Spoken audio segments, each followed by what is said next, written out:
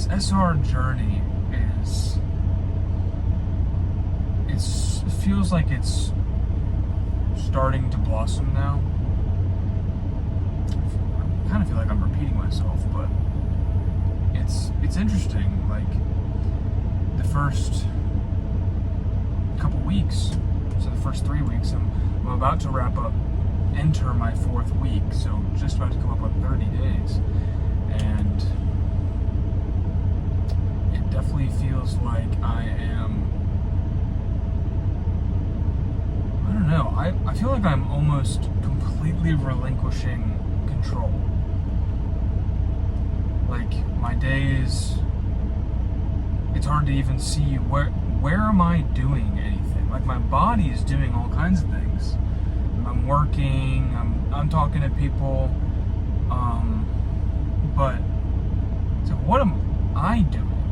Like my consciousness, my soul, the part of me that can direct things. It feels like I'm not directing anything, which is interesting. Like we get free will, and the most peaceful I've ever felt is when I'm not using it at all. I'm just doing as my body. It's like I guess you could almost say like it's like in the now, right? Like it's like I'm living 10 seconds at a time. My body tells me what to do, and then I do it. Like there's very little things I'm telling myself to do. Like I need to do this. Like especially like now that I'm part of the Sons of God community, and there's accountability from the brothers, and I've accepted some tasks. Like last night, I met up with a brother. It was really amazing. And we got to spend like 2.5 hours together. We got some dinner. It was really nice to talk to somebody who's, from the group, and we've only known each other for a week, and circumstances just lined up perfectly. But afterwards, I recorded a video, I posted it, and then I laid down. And as I'm laying there, trying to fall asleep, I realized, fuck. I told one of my brothers that I'm gonna do at least one set of push-ups to failure every single day. That's just a starting point. Eventually it's gonna be 2. And I feel like I can do 2 now, but I'm gonna burn this habit of at least 1 set per day in. Probably go a month. Just because. Right? My job is difficult. I can see my body changing already.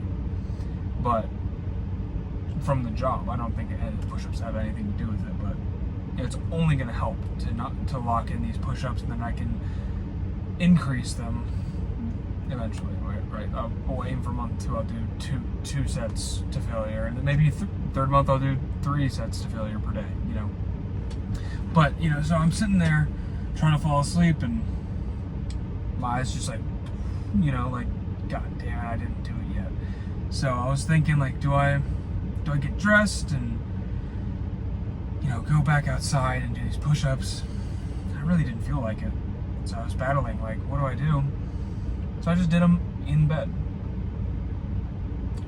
Were they the best push-ups I've ever done? Like, best form? No, because the mattress is soft. I'm not getting perfect range of motion. But I did the best I could, with the main point being, so like form, like I wasn't getting a range of motion, but I have the position where I'm sort of in between chest and triceps, kind of like tackling both at the same time by like arm position, hand position kind of thing. Really using that mind muscle connection to focus on the chest, because I feel like my triceps, they get abused anyways. And the main point was I did it to failure until I could not go again. And I'm definitely noticing on SR that I can do more push-ups. Like, when like doing the last couple push-ups that like really suck, you know, that my body is like, I don't want to fucking do this. Like, I feel myself pushing up, and I reach the point where I don't want to do it, and then it's just like, you know, there's like an extra gear where it's like, all right, just fucking keep going. And then you do another one where, you know, the last push-up you just did, it's like, I don't want to do this. And then you do it again, and it's like, it feels exactly the same. It's like, okay, well, that wasn't harder than the last one. So when am I gonna gas out? So like my thoughts are just around like, oh my goodness, like how long is the suffering gonna last? But you just keep going, and you realize, you know, this pushing to the point where your body cannot go. So few people do that, right? Like, most people are not gonna, they're gonna go 70%, or, you know, and you can make great progress doing that. You don't have to fucking do what I'm doing. But I feel that the mental benefit is the main point. I mean, the physical benefits will be great too, but, you know, it's like, I feel that doing push-ups till my body cannot is mental benefits akin to cold showers, right? Like, specifically doing something I really don't want to do. You know, doing the thing, like taking it, you could really do it with everything, but like taking it something to the point where you are just like, I really can't fucking stand this. And then you stay in there for a minute. You stay in there for, or much longer, you know, like David Goggins, you know, maybe you stay in it for hours longer. You know, sometimes my job feels like that. But there's a part of the brain, I believe it's the anterior mid-cingulate cortex is what it's called. Andrew Huberman talks about it. But it grows specifically when you do things you do not want to do. Like, well, basically, like, if I loved doing push-ups to failure, and at the end, instead of hating it, I was like, fuck yeah, gotta keep going. You know, I'm like smiling about it, that part of the brain wouldn't grow. That part of the brain only grows when it sucks. And there have been studies that, you know, people who live a really long time, it's basically been tied to the will to live. If you want to live a long life, you have to do shit you don't want to do. It's just a little bit of voluntary adversity. I think Joe Rogan puts it really well. Like, you know, I guess you could say, chooses voluntary adversity, so that involuntary adversity is basically, you know, it pales in comparison to what he puts himself through voluntarily, which is, I mean, up until recently I wasn't doing that at all. You know, doing semen retention, that's voluntary adversity. My body wants to, you know, watch corn and release, but no, I don't. As soon as those thoughts come up, it's just like, there it is. All right, let's just move the attention somewhere else, or, you know, like literally look somewhere else, or diffuse it. Oh, fuck. And I will say, you know, coming up on 30 days, the group is definitely a significant factor, because I'm not gonna say I haven't come close. Like, it kind of feels like I haven't come close to releasing. And I guess I'm gonna define coming close as like I haven't looked at my body when I'm aroused, if you know what I mean. Like, if we're gonna be PG about it. Like, I actually don't really remember what my body looks like in an aroused state, because I just don't look. Like, you know, if I go to the bathroom or something, it's like, or take a shower, it's not like I don't know what it looks like normally, but like, my focus, my awareness, my attention is not being placed on that. For, you know, I'm minimizing that attention on sexuality as much as humanly as I can manage. And there's some days where, you know, I scroll Facebook, I see some girl that I know, you know, or really just like any woman that's showing off, you know, I might look temporarily, and I'm, you know, there's one day in particular where I kind of seeked it out, so I was being a little like diving into lust a little bit, but that was the day that I didn't get any fucking sleep. I got 3 hours of sleep, and that whole day was just a struggle, man.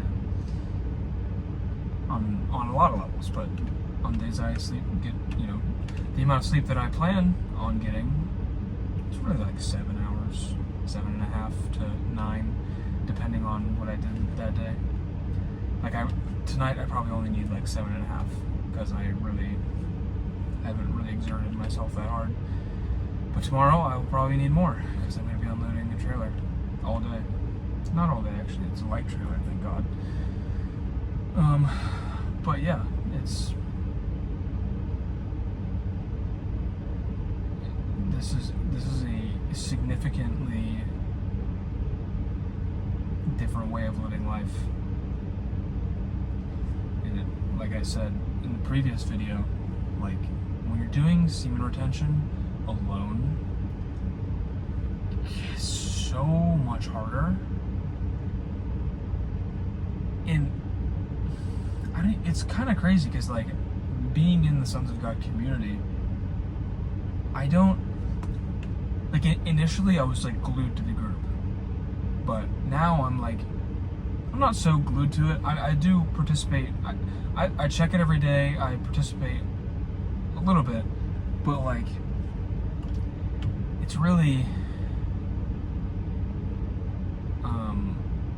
you know, just, I feel like the biggest benefit is like when lustful thoughts, when it comes to thinking about women, or like thinking about releasing, every single time it's the thought that kills the lust, the activity, you know, the train of thought is, what am I going to tell my brothers? What am I going to, you know, like, how am I going to tell them? What am I going to say? And it basically, it dies right there. Because it's like, well, first of all, I don't want to tell them that I relapsed. Like, I know that they would be there for me, and they would be there with open, loving arms. They're not going to shame me. They're not going to be like, I can't talk to you anymore because you fucked up, right? Like, you're a sinner. But no, you know, they're going to be like, what went wrong? What happened? Hey, we're here for you, brother, if you need to talk, etc., you know? And even if I'm having a really difficult moment, I know I could call. There's a couple people I know that I could call, basically. I basically, like, it's an international group, which is fucking cool, by the way. Like, basically all the time zones, right? Like, which is really convenient, because if you ever, like, desperately need to call someone, there's basically always somebody awake. Or, like, if you need to text them, whatever, you know? But it's kind of, there's not only do I like consider what am I going to tell them, and that's a deterrent, but also, like, dude, if you're feeling like watching Korn, you're feeling pretty weak, and you think about getting on the phone with one of your brothers, can you imagine, bro? That's not the kind of environment that's gonna make you want to watch Korn. Like, even thinking about being aroused and on the phone with a brother at the same time, like, to me, feels like kind of gross. Like, and even the thought of that neutralizes, like, you know, any, like, I cannot, yeah, as soon as that thought enters my mind, it's kind of dead, you know, which is amazing. So it's just being part of a group, getting off of that lone wolf stuff. There's like a lot of tools it adds for, I guess you could say, coping or dealing with lust. And not just lust, just, you know, anything you're struggling with. And lust is kind of, I guess bringing up coping is a good analogy, because a lot of what lust is it serves as a way for us to deal with the things that happen to us as children or young adults, or before our brain finished developing. Or honestly, it could be any age. Like, really traumatic stuff happens all the time in everyone's lives, and all it takes, really, if you're not aware of how to handle it at the time that it happens, it's so easy to take that emotion and demolish yourself. Like, there's just so, like, if you don't know to just sit with it and not moan about it, basically, like wallow in it, like make it, you have to find some kind of way to neutralize, even find a positive in that mess. And if you can't, that emotion, every time you think about it, it's gonna hurt you.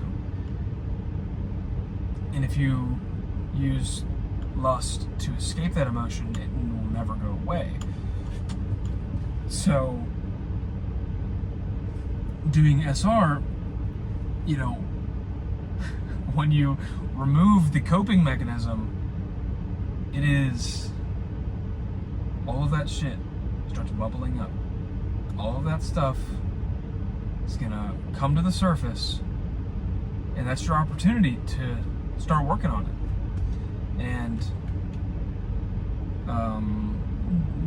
there's a book called Letting Go by David Hawkins, and it describes a letting go method, which is really just watching it, sitting with it. And it's,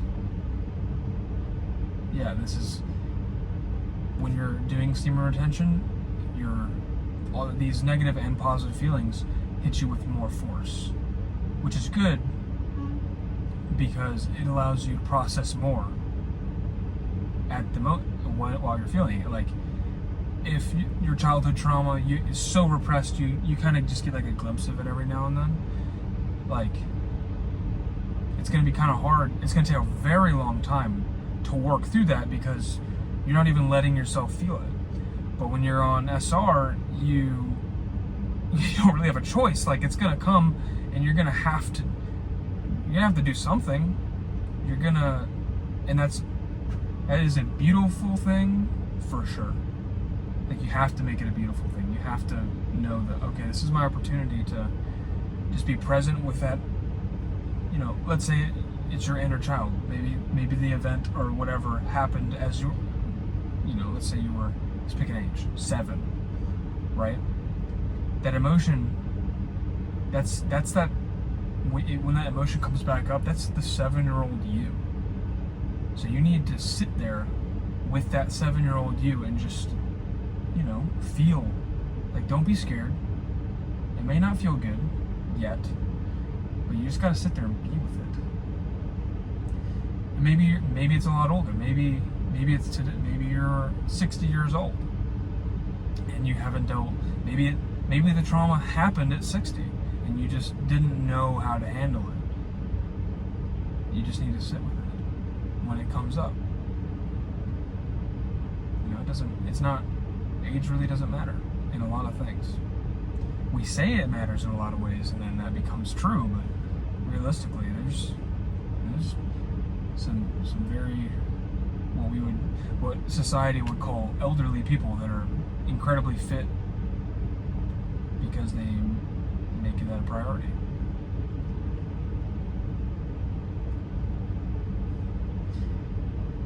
God mode, semen retention, is changing my life. And being in a group, being in a brotherhood, the Sons of God, is changing my life. And my life is about to change even more next week. So we'll see what happens. But I'm just kind of along for the ride because I'm not really doing anything anymore. It's pretty neat. I would recommend just giving up. so much less stress. You know? It's beautiful. Have a good one.